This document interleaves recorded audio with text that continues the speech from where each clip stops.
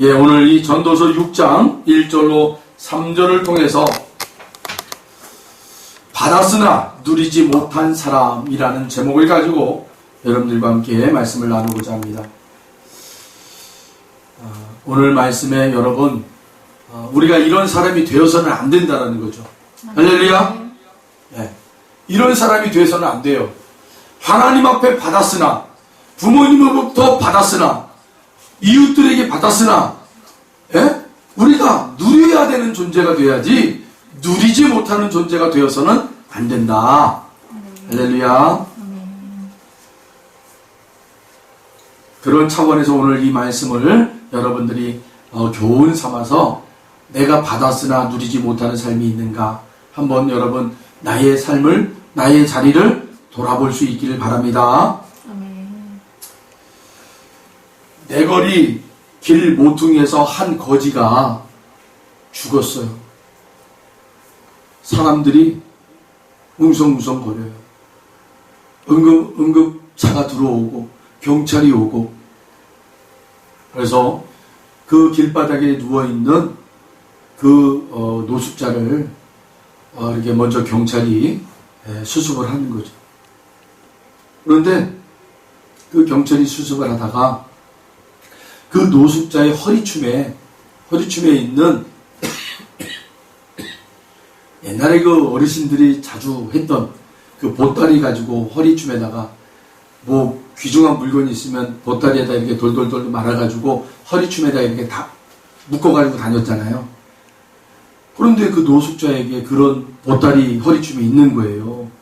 그래서 경찰관이 이게 뭔가 하고 풀어봤더니 그곳에 현금으로 돈다발이 들어있는 거예요.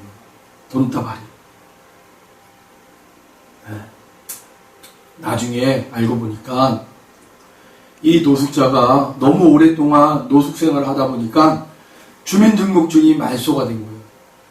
그러니까 자기가 은행 거래를 할 수 없으니까 이 돈, 길거리에서 이렇게 노숙을 하면서 사람들에게 구걸하면서 한두 푼 모았던 그 돈을 이렇게 뭐 가지고 다닐 수밖에 없었던 거예요.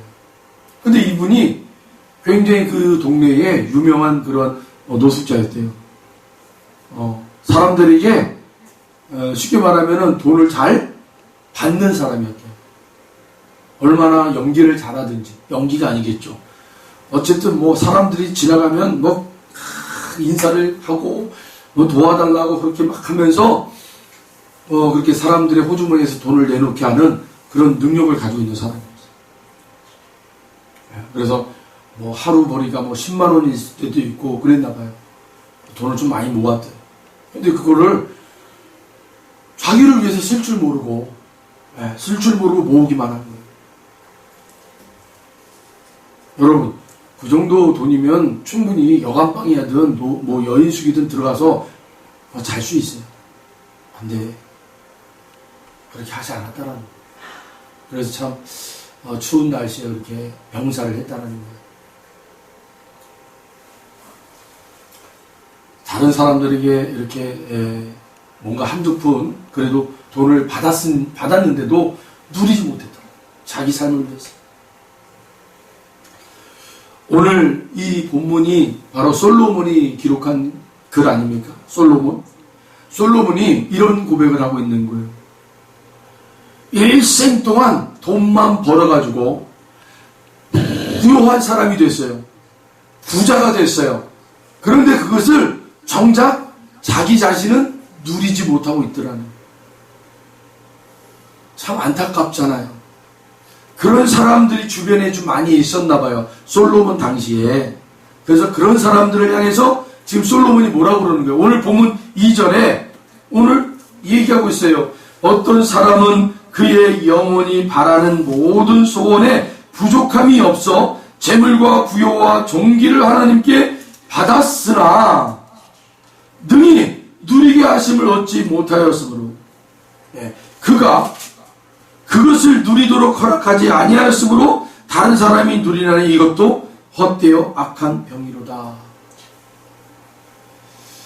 참 불쌍하죠. 불쌍해. 이거만큼 불쌍한 게 없어요. 자기가 땀 흘려가지고 열심히 노력해서 얻은 그러한 재물, 또 어떤 건강, 어떤 환경, 지위, 이 모든 것들을 누리지를 못하는 불쌍한 영혼들이 있더라는 거예요.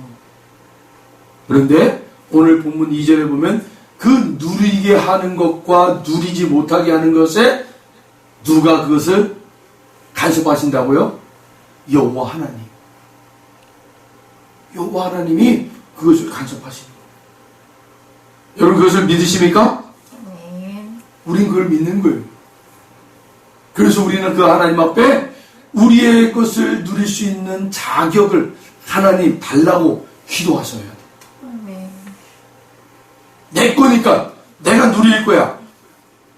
아니요. 하나님이 허락하시오.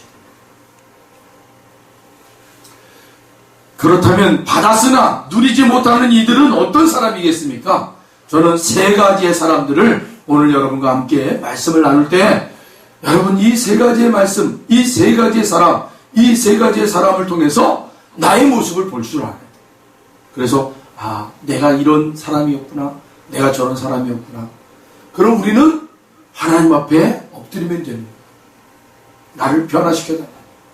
할렐루야. 먼저 첫 번째는 뭐예요? 재물의 복을 받았으나 누리지 못하는 사람이 있다라는 거예요. 재물의 복이 있으나 그 재물의 복을 누리지 못하는 사람이 있다라는 거죠.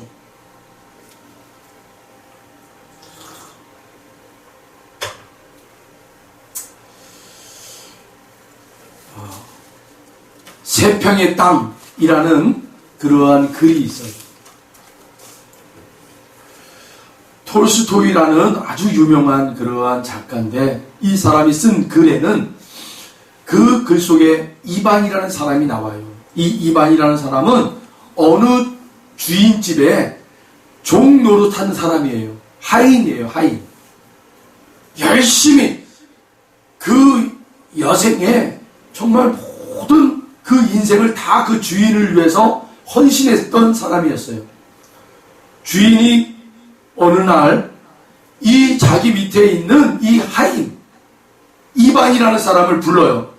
그리고 네가 내 집에서 열심히 일했지. 이제 내가 너에게 자유를 줄게. 네가 이제는 자유를 얻어서 이제는 네가 나가서 떳떳하게 자유롭게 이제 누려 살아라. 그런데 여러분 무일푼으로 보낼 수 없잖아요. 무일푼으로 보낼 수 없으니까 네가 내일 아침부터 내일 저녁까지 내 땅, 내가 소유하고 있는 땅을 너에게 줄게. 근데 조건이 있다. 네가 네 발로 밟은 곳, 그곳에다가 네가 깃발을 딱 꽂아가지고 돌아오면 그 땅이 다 네 거야. 그렇게 주인이 마지막으로 이 이반이라는 사람에게 은혜를 줘요. 얼마나 이 이반이라는 사람이 들떠있겠어요. 내일 아침 이제 나는 자유를 얻고 이제는 이 주인 집의 땅을 내가 밟고 돌아오는 그 지역만큼 내가 다 내 땅이 되는 거야. 그러니까 얼마나 들뜨고 기쁜지 잠을 못 자는 거예요. 한숨도 못 자고 새벽에 일어나 밥도 거른 채 밖을 향해 뛰어나가는 거예요.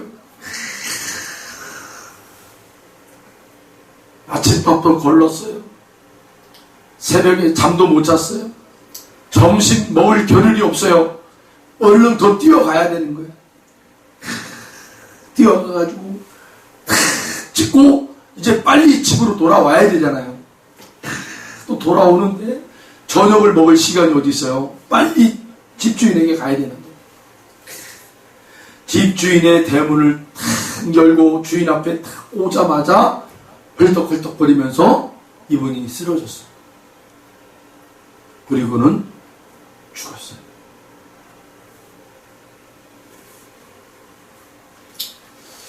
이 이야기 속에 나오는 이반이라는 사람,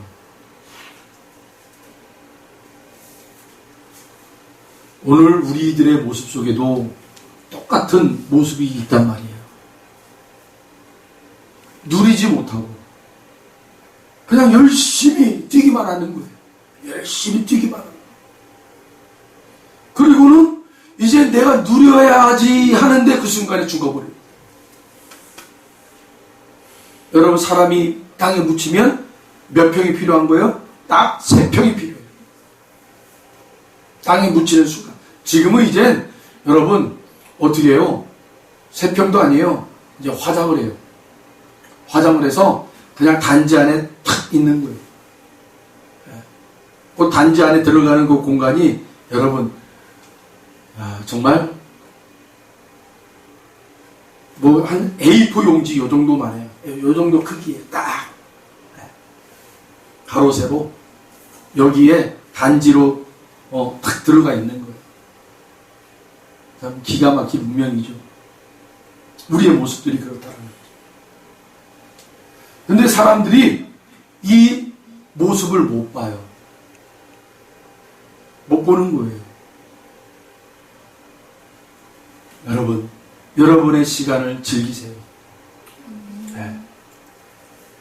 지금까지 열심히 뛰었다면 이제 즐기는 시간을 가지셔야 돼요. 여러분의 삶을 즐기라는 거예요. 하나님이 주신 시간들을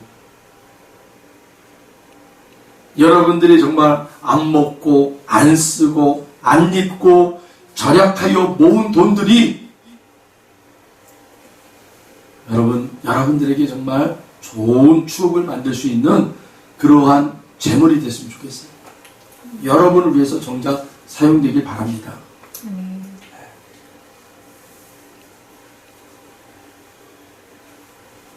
미국의 아주 유명한 그러한 사업가 중에 카네기라는 사람이 있어요. 이 사람은요, 마지막 그 당시에 미국의 최고 부자였어요. 최고 부자. 미국에서 최고 부자는 전 세계의 최고라는 거예요. 근데 이 사람이 자기 사원들과 자기 그런 모든 가족들에게 마지막 유언과 같은 얘기를 해요. 그 이야기는 뭐냐? 사업하는 사람들은 항상 이것을 기억해라. 자기가 모은 돈이, 자기가 모은 것이 처음인 것처럼 그렇게 생각하면서 사업을 하는 거예요. 이 말을 곱씹어 보면 무슨 말이냐? 나는 내가 가지고 있는 재물을 자녀들에게 주기 위해서 나는 모은 게 아니다. 내 자녀들이 어떤 사업을 하려고 생각한다면 그 사업가로서 나는 빈손으로 시작한다는 마음으로 시작을 하라는 거예요. 그래야 성공을 한다는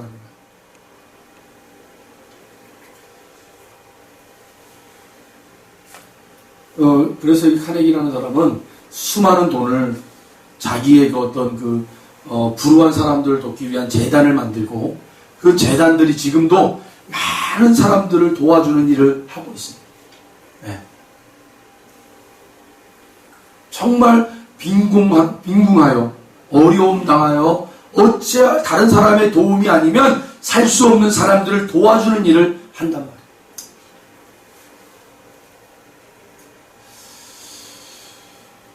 어떤 사람들은 계속 벌기 위하여 뛰고 자기의 창고에 채우고 성경에도 하나 주님이 말씀하셨잖아요. 그 부자에게 네 창고에 그렇게 많은 재물이 쌓여 있으면 네가 그날 밤에 하나님이 부르시면 그 재물이 누구 것이 되겠느냐. 여러분, 하나님이 부르시면 끝나는 거예요. 그걸 세상 사람들이 몰라요. 우리 성도들은 그걸 알아요. 여러분, 우리가 땅에 묻히는 3평만을 위해서 여러분 그렇게 머슴살이 하시길 바랍니다. 바라지 않습니다. 여러분, 머슴살이 정말 여러분 그거 고통스러운 삶이잖아요.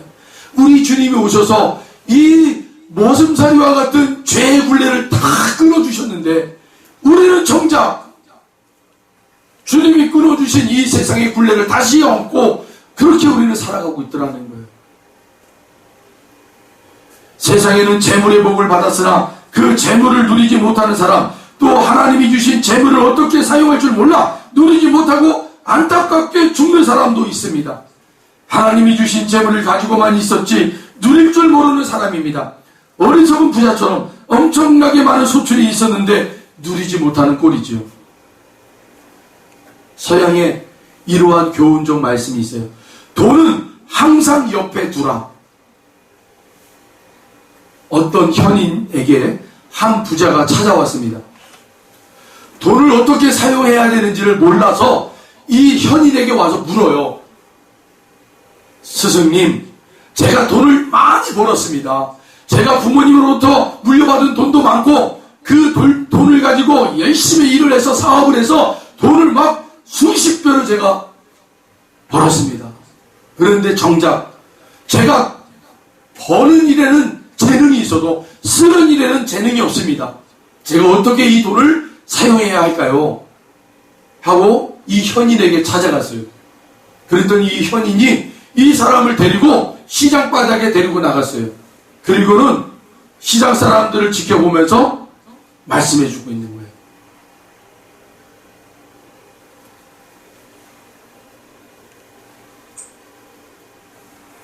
저 시장 바닥에서 물건을 큰 수레에다 놓고 밀고 가는 사람들, 끌고 가는 사람들, 또 어깨에 짊어지고 가는 사람들, 다양한 사람들의 모습을 보여주면서 이런 얘기를 하는 거예요. 돈은 앞에다 두지 마세요. 돈은 등에다 올려놓지 마세요. 돈은 청년 옆에다 둬야 합니다. 여러분, 돈을 앞에다 두지 말라라는 말은 무슨 말입니까? 바로 배금사상이라는 거예요. 즉, 돈을 앞에다 두면 당신은 그 돈의 노예가 된다는 거예요. 우상으로 삼는다는 거예요. 돈을. 그리고 돈을 등에 짊어지고 가지 말라는 것은 뭐예요? 돈만 의지하는 사람이 된다는 거예요. 돈만 의지하는 사람. 그럼 마지막으로 세 번째가 뭐였어요? 돈을 옆에다 두라는 거예요. 이 옆에다 둔다는 말은 뭐예요? 돈이 있으나 없으나 나는 그 돈의 영향력을 받지 않는 사람이다. 할렐루야! 우리는 바로 이런 사람이 되어야 돼요. 하나님이 주신 그 축복을 여러분 앞에다 두고 우리가 짊어지고 가면 안 되는 거예요. 하나님의 축복은요, 우리에게 더 큰 축복을 준비시키기 위한 축복이에요. 그래서 축복을 여러분 옆에다 두셔야 돼요. 그 축복이 있으나 없으나 나는 하나님만이 나의 축복이다. 주님이 나의 축복이 돼야지. 여러분 그것을 배우라는 거죠. 하나님이 주신 것이 그것이 나에게 절대적인 거다라고 생각하면 안 된다라는 거예요. 말씀도 우리에게 뭐라고 가르치는 거예요? 그 축복은 바로 누구를 가리키기 위함이에요? 바로 예수 그리스도를 가리키기 위함이에요. 이 땅의 축복은 바로 예수님을 우리에게 보여주기 위한 통로가 되어야 된다라는 거예요. 할렐루야. 두 번째, 받았으나 누리지 못하는 사람의 두 번째는 뭡니까? 바로 아버지로부터 부요의 복을 받았으나 누리지 못하는 사람이 있어요. 아버지로부터 부요의 복을 받았으나 누리지 못하는 사람. 이스라엘의 여러 역사를 보면 여러분 대제사장의 첫 번째 대제사장이 누굽니까? 바로 아론이라는 사람이에요. 아론.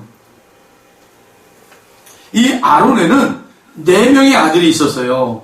바로 나답, 아비후, 엘르아살, 이다말이라는 4명의 아들이 있었는데 이 4명의 아들들이 아버지 아론으로부터 받아서 누려야 될 부요의 그 재물을 못 누리는 아들이 있고 누리는 아들이 있더라는 거예요. 바로 첫째 아들, 둘째 아들 나답과 아비후는 그 아버지로부터 받아서 누려야 될 복을 누리질 못하고 죽어요. 왜 죽습니까? 하나님 앞에 드려야 될 불을 하나님의 불이 아닌 다른 불을 사용해서 하나님이 쳐서 죽여버려요. 네. 그래서 셋째 아들, 이 셋째 아들이 엘르아살이라는 사람이 아버지의 그 제사장의 직분을 받아서 누리게 되죠.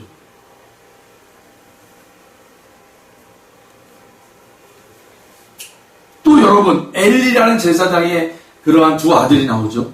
엘리, 바로 홈리와 비느하스. 엘리 제사장도 여러분, 우리가 너무 엘리 제사장을 좀 어리석은 제사장, 또 좀 못난 제사장이라고 생각하지만, 그래도 그 당시에 여러분 제사장의 역할을 감당했던 사람이라면 뛰어난 사람이에요. 그가 노년에 조금 이렇게 좀 잘못된 모습을 보였기 때문에 그랬지, 제사장의 직분을 감당할 정도면 그 당시에 여러분 그래도 하나님 앞에 선택받은 사람 아닙니까?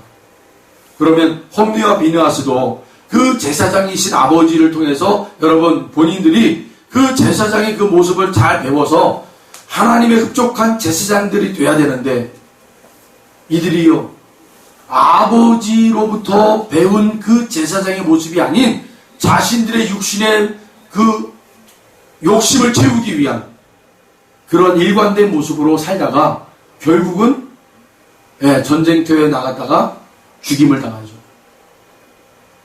그냥 불쌍하죠. 그리고 또 구약에 보면 이삭의 두 아들이 나오잖아요. 에서와 야곱. 에서라는 맏아들, 이 에서라는 맏아들은 장자의 축복권을 너무 뭐 했다고요? 가볍게 여겼어요. 너무 배가 고픈 나머지 자기 동생 야곱이 팥죽을 끓여온 것을 어떻게 해요? 그 팥죽 한 그릇과 자기의 장자권을 바꿔버려요. 아버지로부터 받은 부여를 여러분 누리지 못하는 자녀들이 있다는 거예요. 저는 이 장면을 통해서 우리가 아버지로부터 받는 부요 도대체 뭘까? 그러면 아버지가 재물이 없어서 자식들에게 줄 수 없는 게 없다면 아버지로부터 받은 게 없는 건가? 아니죠. 여러분 우리가 구약에서 살펴봤던 아론의 두 아들, 엘리의 두 아들, 이삭의 두 아들, 이 아들들의 모습 속에는 뭐가 있었던 거예요? 아버지가 가지고 있었던 경건함, 아버지가 가지고 있었던 신앙, 아버지가 가지고 있었던 정직함. 다시 말하면 하나님 앞에 그 아버지들이 가지고 있었던 여러분 그러한 그 하나님 앞에 쓰는 그 모습 있잖아요. 하나님 앞에 정직해야 되고, 하나님 앞에 여러분 성결해야 되고, 하나님 앞에 불신한 마음을 가지고 있으면 안 된다는 거죠. 저는 이 아버지로부터 받는 부요가 바로 그러한 부요라고 저는 생각합니다. 100만 달러를 거부한 양심이라는 글이 있어요. 어느 미국의 한 대학교의 총장이 학교를 다시 지으려고 다시 이제 사업을 해서 많은 돈을 벌어서 그래서 이제 학교를 멋지게 캠퍼스를 지으려고 이제 공사를 시작을 했습니다. 그런데 공사를 하다 보니까 예기치 않은 돈들이 막 들어가기 시작하는 거예요. 그러다가 나중에는 100만 달러가 모자란 거예요. 그래서 고민하게 됐어요. 아, 이 돈을 어떻게 융통할까? 어떻게 하면 이 돈을 우리가 벌어서 이 학교를 예쁘게 지을 수 있을까?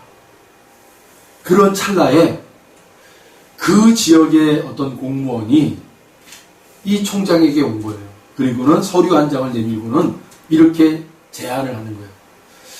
총장님, 우리 기관에서 뭔가를 준비하는데 총장님의 이 서류에, 3장 서류에 사인 3개만 해주세요. 사인 3개만 해주면 저희가 300만 달러를 총장님에게 기부하겠습니다. 돈을 주겠다는. 그러냐? 하고 이 총장님이 그 공무원이 놓고 간 서류를 훑어보기 시작한 거예요. 도대체 어떤 서류길래 내가 사인 3개만 하면 300만 달러를 주고 간다는 건가? 하고 봤더니만 이게 불법이에요. 불법. 총장이 자기가 하지도 않은 것을 한 것처럼 꾸며놓은 거예요.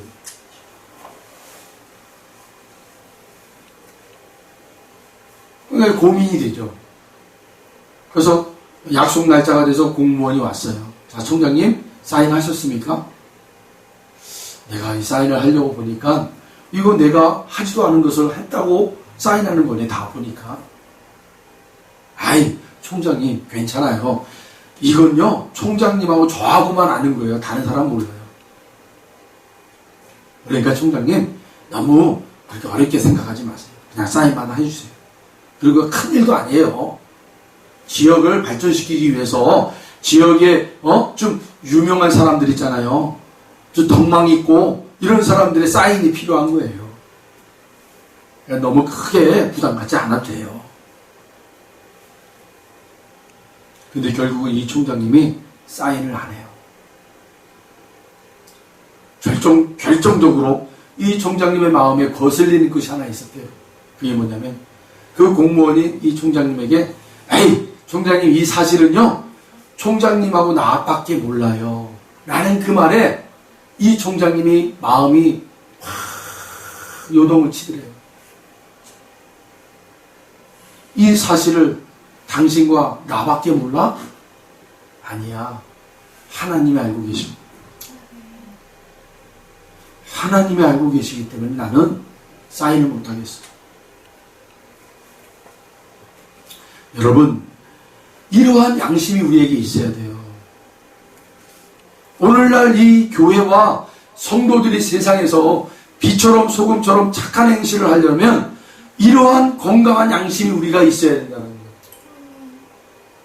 여러분, 조선시대 때 일제 말기 때 어떤 일이 있었는 줄 아세요? 실제적으로 일본 순사들이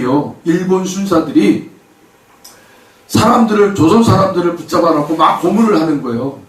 고문하는 이유가 뭐냐면 독립군들을 잡아내기 위해서요. 네 동네에 독립군이 숨어 있다. 그 독립군이 누구냐? 말해라. 아무리 고문을 해도 아니 동네 사람들이 몰라요. 누가 독립군인지 말하고 싶어도 말을 못하고 있는 거예요. 또는 어떤 사람은 알고 있지만 내가 어떻게 얘기를 해. 나는 못해. 끝까지 참아내고 그렇게 견디는 사람들. 그 장면을 보고 있었던 일본 순사 중에 좀 지위가 높은 사람이 뭐라고 그래요? 야, 일반 사람들을 다 내보내고 저 동네에 하나님을 믿는 사람들을 잡아다가 고문을 하라는 거예요. 하나님을 믿는 사람들을 고문해라. 그 이유가 뭔 줄 아세요? 저 하나님을 믿는 사람들은 거짓말을 못한다는 거예요. 거짓말을. 그래서 야, 독립군이 누군지 얘기해! 하면 그 하나님을 믿는 사람들은 거짓말을 못하기 때문에 진실된 얘기를 해야 된다는 거예요. 그래서 하나님 믿는 사람들을 잡아다가 족치라는 거예요. 그럼 저들은 거짓말을 못하기 때문에 바른 말을 한다는 거예요.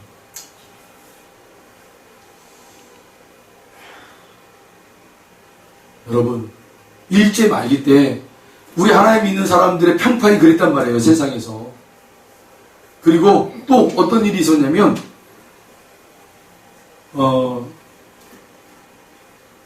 이제 그 일제가 끝나고 해방이 됐잖아요. 우리가 해방이 되고 그래서 이제는 6.25 전쟁이 일어나고 이제 우리 대한민국이 초대 정부가 세워지고 그럴 찰나였어요. 그럴 때 아주 어수선한 때였잖아요. 그런데 어느 한 마을에 살인사건이 일어났어요.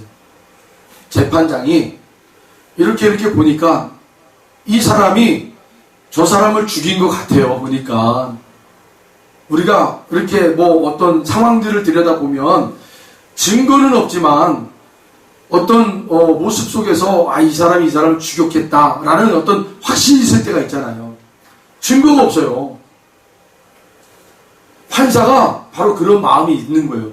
모든 그 경찰들이 수사해온 것을 이렇게 딱 보니까 이 사람이 분명히 저 사람을 죽인 것 같아요. 근데 확실한 증거가 없어요. 확실한 증거가 없어서 이 살인자를 내보내야 돼요. 근데 판사가요, 어떤 일을 했냐면 이렇게 했어요. 그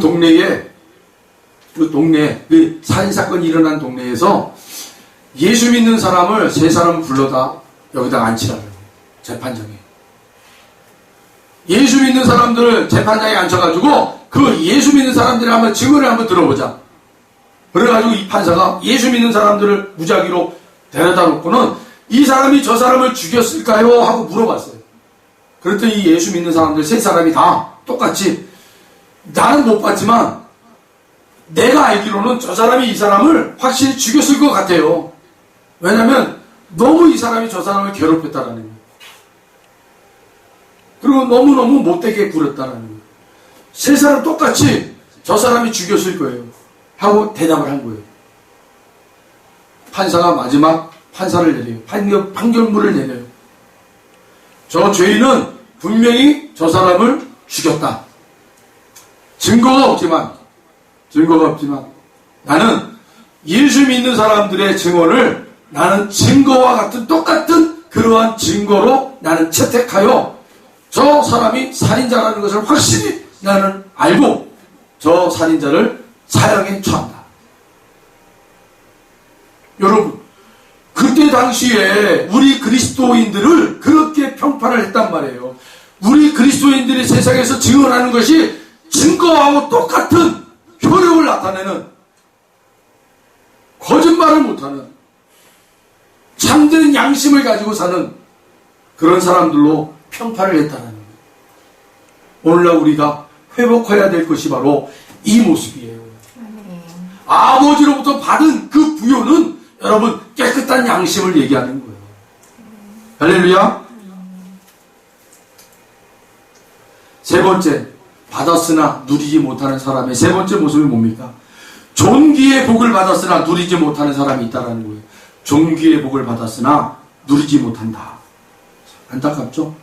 우리 이 찬양 하겠습니다.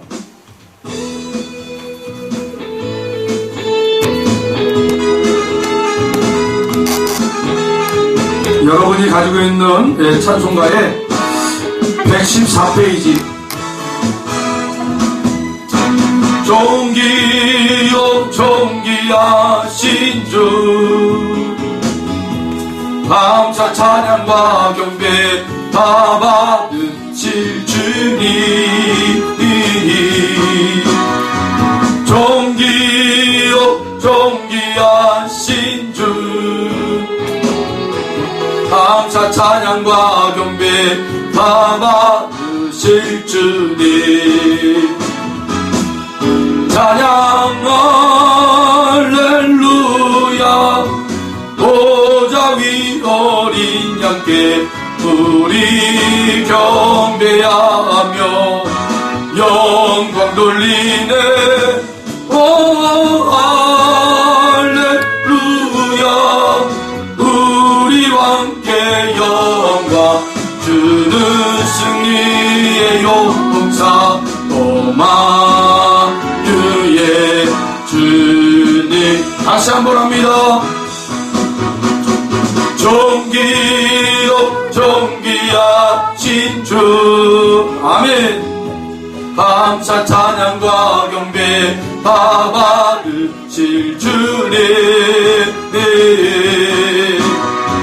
존귀요 존귀하신 주 감사 찬양과 경배 다 받으실 주님 찬양 할렐루야 보좌 위 어린 양께 우리 경배하며 영광 돌리네 오 할렐루야 주는 승리의 용사 노마드의 주님. 아멘. 예, 예수님의 12 제자 중에 가룟 유다라는 사람이 있잖아요. 여러분, 예수님의 12 제자로 뽑혔다는 것이 얼마나 존귀한 직분입니까? 제자의 반열에 섰다는 게 얼마나 감사할 일이에요. 그런데 이 가룟 유다는 자신의 욕심을 채우기 위한 그러한 모습으로 그 주님을 돈 몇 푼에 팔아버리고 그 제자 반열에서 여러분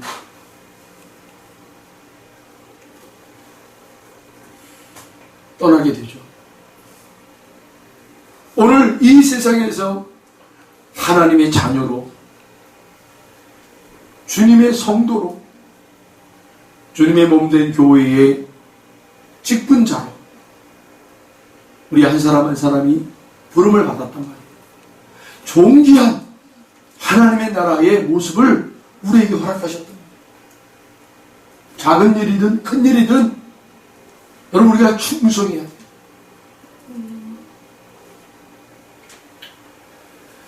삼손이라는 사람도 여러분 얼마나 비참하게 그 말로의 모습을 보잖아요. 하나님이 특별한 은사를 주셔가지고 무지막지한 힘과 장사가 있었어요. 그런데 그의 행실이 그렇게 바르지 못했잖아요. 기생, 드릴라의 유혹에 빠져가지고 그 기생의 치마폭에 빠져가지고 그가 가지고 있는 모든 것을 다 토설하여 결국은 적군에게 포로로 잡혀서 두 눈이 다 뽑히고 노예로 살다가 마지막 하나님이 주시는 은총으로 결국은 그렇게 마지막에 같이 죽잖아요. 육신의 정욕 때문에 하나님이 주실 정귀한 복을 여러분 그렇게 버려버리는 사람들이 있더라는 거예요. 요한일서 2장 16절에 보면 이는 세상에 있는 모든 것이 육신의 정욕과 안목의 정욕과 이생의 자랑이니 다 아버지께로 온 것이 아니요 세상으로부터 온 것이라. 우리는 세상에서 부름받은 자들이라는 거예요. 이제 세상과 짝을 하면서 살 수 없는 존재들이라는 거예요. 세상을 등지고 하나님을 바라보며 하나님의 나라를 바라보며 걸어가는 인생이 바로 성도의 신앙생활이라는 거예요. 존귀하신 직분을 가지고 세상과 짝하지 아니하며 그렇게 여러분 우리의 이 존귀한 직분을 훼손하지 마시고 더 고결하게 빛날 수 있도록 여러분 그렇게 우리가 충성해야 될 줄로 믿습니다. 그런데 이 일이 우리 혼자 되냐는 얘기예요. 안 돼요. 그래서 성령 하나님이 우리에게 오셨단 말이에요. 그래서 바울 사도는 로마서 8장 13절로 15절에 이렇게 고백을 하고 있는 거예요. 너희가 육신대로 살면 반드시 죽을 것이로되 영으로서 몸의 행실을 죽이면 살리니 물 하나님의 영으로 인도함을 받는 사람은 곧 하나님의 아들이라. 너희는 다시 무서워하는 종의 영을 받지 아니하고 양자의 영을 받았으므로 우리가 아빠, 아버지라고 부르짖느니라. 그리고 그 성령님은 우리의 연약함을 알기 때문에 그 성령님의 사역하심이 이렇게 고백이 되고 있어요. 로마서 8장 26절로 28절 이와 같이 성령도 우리의 연약함을 도우시나니 우리는 마땅히 기도할 바를 알지 못하나 오직 성령이 말할 수 없는 탄식으로 우리를 위하여 친히 간구하시느니라. 마음을 살피시는 이가 성령의 생각을 아시나니 이는 성령이 하나님의 뜻대로 성도를 위하여 간구하심이니라. 우리가 이거니와 하나님을 사랑하는 자 곧 그의 뜻대로 부르심을 입은 자들에게는 모든 것이 합력하여 선을 이루느니라. 아멘. 여러분 그래서 우리에게 성령님이 내주하여 계시는 거예요. 아멘. 우리의 존귀함을 세상의 것들과 바꾸지 아니하고 그 존귀함의 모습 그대로 하나님께 영광을 올려드릴 수 있도록 성령 하나님이 도우신다는 거예요. 할렐루야. 아멘. 그래서 여러분 우리가 성령님을 늘 교제하셔야 돼요. 성령님과 함께 이 믿음의 길을 거룩하셔야 돼요. 말씀을 정리하겠습니다. 받았으나 누리지 못하는 사람들이 있어요. 첫 번째, 재물의 복을 누리지 못하는 사람이 있어요. 사랑하는 성도 여러분, 재물의 복을 누리시기를 축원합니다. 아멘. 두 번째, 아버지에게로부터 부의 복을 받았지만 그것을 누리지 못한다. 이 아버지의 부가 뭐라고 그랬어요? 건전하고 깨끗한 양심. 네, 깨끗한 양심을 가지세요. 우리 그리스도인들이 세상의 자리에서 법 없이도 사는 사람들이야. 윤리와 도덕 그 위에 있는 사람들이야. 여러분, 그런 칭송을 받을 수 있는 저와 여러분 되기를 바랍니다. 아멘. 하늘의 법, 하나님의 다스림 속에 있는 자들. 할렐루야. 아멘. 마지막 세 번째는 우리의 존귀함을, 여러분, 존귀함 그대로 우리가 빛내게 하시고, 그리고 결국은 아버지께 다시 돌려드려야 된다. 세상 것들과 여러분 팔아먹지 마세요. 옛날에 엿장수가 오면 저도 집안에 있는 냄비 그릇 다 훔쳐다가 엿장수하고 이 엿과 바꿔 먹었어요. 여러분, 우리 하나님이 주신 우리의 존귀함을 세상의 것들과 바꿔 먹지 마세요. 지키셔야 돼요. 아멘. 그런데 어떻게 지켜야 됩니까? 내 힘으로는 안 돼요. 내 안에 계신 성령님을 의지하시길 바랍니다. 아멘. 성령님께 요청하시길 바랍니다. 그 성령님이 도와주십니다. 그래서 우리 사랑하는 모든 성도님들, 사랑하는 형제 자매님들, 누구로부터 받았다, 무엇을 받았다, 여러분 그것을 누릴 수 있는 은총이 있길 바랍니다. 아멘. 하나님이 허락하셔야 돼요. 작은 것이든 큰 것이든 하나님이 허락하셔야 우리가 제대로 누릴 수 있는 것입니다. 오늘도 그 하나님 앞에 여러분 엎드리는 저와 여러분 되기를 축원합니다. 기도하겠습니다. 하나님 감사합니다. 오늘 이